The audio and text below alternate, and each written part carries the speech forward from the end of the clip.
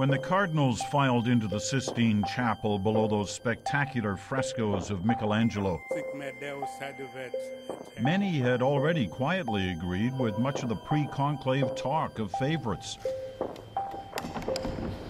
Scola from Italy, Scherer from Brazil, Ouellet from Canada, and a second tier of Dolan and O'Malley from the U.S., Tagle from the Philippines, Turkson from Ghana.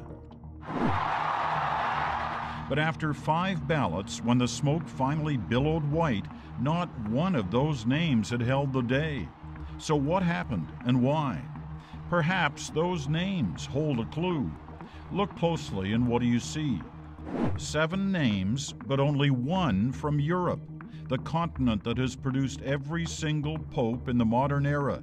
Every pope for 1,000 years seems suddenly a bit player. So perhaps geography really was a factor.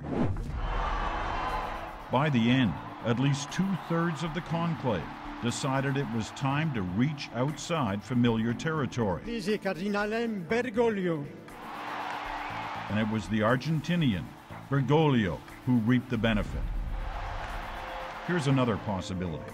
The new pope had shunned the Curia, the Vatican bureaucracy, turned down numerous chances to work in Rome to instead work in the slums of his homeland. At a time when many cardinals, including some from Europe, were openly hostile about the corruption and the sordid backroom scandals rampant in the head office, Bergoglio suddenly looked a natural choice, a man who owed no one anything, a man who perhaps with a firm hand and the right help could clean house and fix the mess.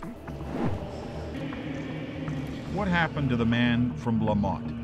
Or was he never the contender many had suggested? No, everyone here still agrees. The Quebec Cardinal was and still is a serious player. Perhaps his well-known ties to the Curia, even though no one challenges his integrity, in the end were more of a disadvantage than an advantage.